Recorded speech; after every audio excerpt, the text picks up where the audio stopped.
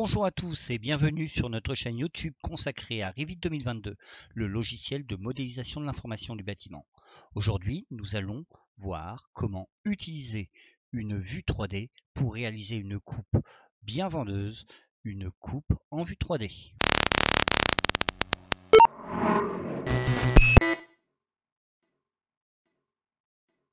Avant de passer aux choses sérieuses, n'oubliez pas en fin de vidéo de bien vouloir mettre un petit pouce en l'air si vous avez apprécié cette vidéo.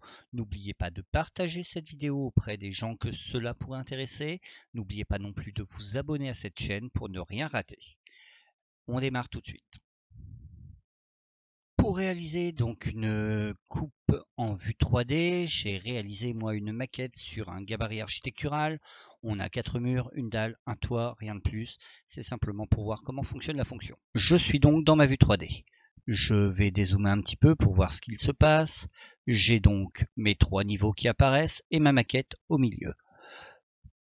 Comment réaliser dans cet état la coupe en vue 3D? Je vais donc aller dans le menu Propriétés. Je vais m'assurer de n'avoir sélectionné aucun élément. Si je sélectionne un élément, dans les propriétés, j'ai la propriété de l'élément sélectionné, que ce soit le niveau, que ce soit un toit, que ce soit un mur. Il me faut donc cliquer sur une zone où il n'y a aucun élément pour me retrouver dans les propriétés de ma vue 3D. En prenant le petit ascenseur et en descendant, je vais voir dans la catégorie étendue la fonction zone de coupe. Je vais l'activer et je vais appliquer. Je vois ici que j'ai une boîte qui est apparue autour de mon modèle. Cette boîte représente les zones de coupe. Je sélectionne cette boîte. J'ai des petits contrôles qui apparaissent sur les 6 faces de ma boîte et ces contrôles, je vais pouvoir les faire coulisser. Je vais coulisser jusqu'à ma zone de coupe. Je peux en mettre 2 à la fois, mettons. Voilà. J'ai donc réalisé ma première vue 3D en coupe. J'ai malgré tout des éléments graphiques qui parasitent un petit peu mon affichage.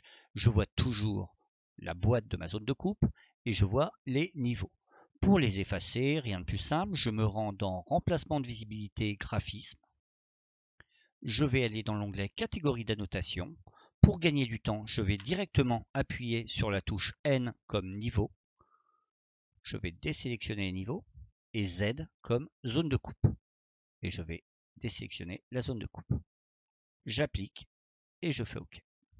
Je vois maintenant que j'ai ma vue en coupe 3D qui est plutôt élégante. Je n'ai aucun parasitage graphique. Je peux zoomer dessus et je peux jouer avec les styles. Je vais prendre le style ligne cachée. Je trouve que c'est quelque chose qui marche assez bien en général avec une vue 3D en coupe. Nous avons donc réalisé une vue 3D en coupe un peu esthétique. Faites attention, si vous venez à désélectionner la zone de coupe, appliquer, et que vous la resélectionnez, c'est une fonction destructrice. Vous ne retrouverez pas les paramétrages de votre boîte de coupe précédente. Donc, soyez prudent.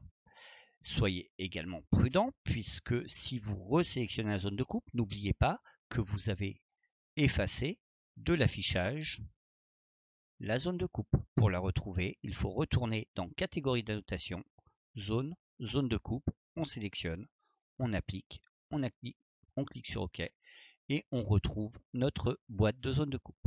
J'espère que cette vidéo vous aura bien aidé. On se retrouve pour un prochain sujet. Merci.